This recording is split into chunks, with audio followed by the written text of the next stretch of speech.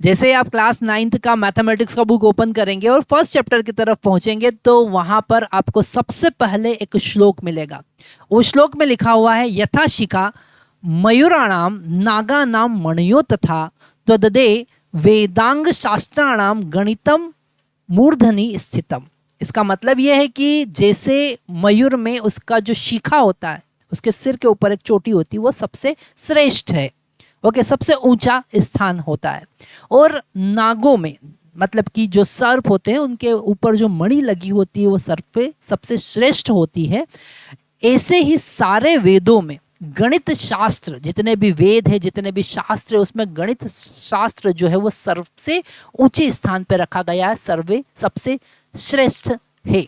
तो यहाँ पर वो गणित का इम्पोर्टेंस बताने की कोशिश कर रहे हैं कि आप आगे जाके किसी भी सब्जेक्ट की बात करें, आप साइंस की बात करें, आप सोशल साइंस की बात करें, और आगे 11th में अगर आप मैथमेटिक्स मतलब इंजीनियरिंग स्ट्रीम में जाने की कोशिश करते हैं, या फिर मेडिकल बायोलॉजी में जाने की कोशिश करते हैं, या फिर कॉमर्स स्ट्रीम चूज करते हैं, हर जगह मैथमेटिक्स का इम्पोर्टेंस सबसे ज़्यादा है। बिगर मैथमेटिक्स के आगे की जो स्टडी है वो अधूरी है। इसलिए मैथमेटिक्स सबसे ज़्यादा इंपॉर्टेंट है, आपको सबसे ज़्यादा ध्यान मैथमेटिक्स पे देना है। मैथमेटिक्स कवर होने के बाद ही आप दूसरे सब्जेक्ट भी बहुत अच्छे से समझ पाएंगे। उसके बाद हम पहुंचते हैं कंटेंट पर।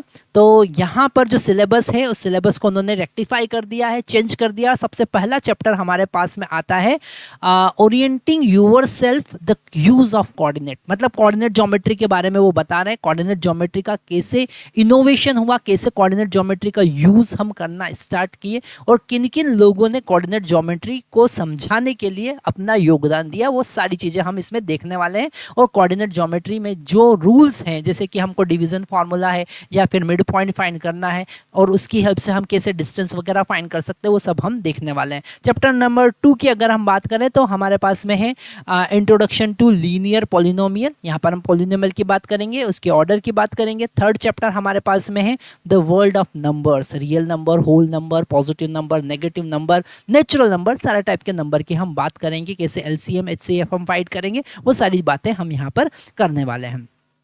चैप्टर नंबर 4 की बात करें तो यहाँ पर एल्जेब्रिक आइडेंटिटीज़ की बात करेंगे। बहुत सारी अलग अलग इक्वेशन होती है, बहुत सारे अलग अलग फार्मूलाज होते हैं, एल्जेब्रिक फार्मूला होते हैं, उन सब का यूज़ कैसे करना है, कैसे प्रैक्टिकली यूज़ करने वाले हैं हम, वो सारी चीज़ें चैप्टर नंबर 4 में देखने वाले हैं। चैप्टर नंबर 5 की बात करें तो यहाँ पर I am up and down and round and round, तो बहुत सारी चीज़ें हम यहाँ पर नहीं देखने वाले हैं। चैप्टर नंबर 6 की बात करें तो हम पेरीमीटर और एरिया की बात करेंगे। फिर अगर हम चैप्टर नंबर 7 की बात करें तो यहाँ पर मैथमेटिक्स में भी इंट्रोडक्शन ऑफ प्रोबेबिलिटी, तो यहाँ क्लास 9th में ही प्रोबेबिलिटी का उन्होंने प्रोबेबिलिटी ऐड कर दिया है। तो यहाँ पर प्रोबेबिलिटी के कॉन्सेप्ट हम समझने वाले हैं, क्योंकि आगे जाने पर किसी भी आप स्ट्रीम में जाएं वहाँ पर प्रोबेबिलिटी का कॉन्सेप्ट आने वाले हैं। आप मैथमेटिक्स में जाएं, आप इंजीनियरिंग में जाएं, आप प्रोबेबिलिटी, आप कॉमर्स में जाएं, या फिर शेयर मार्केटिंग वगैरह, सब जगह प्रोबेबिलिटी के कॉन्सेप्ट यूज़ होते हैं। चैप्टर नंबर 8 में हम बात करेंगे प्रोग्रेशन सीक्वेंस की, स्पेशल सीरीज़ की हम बात करेंगे।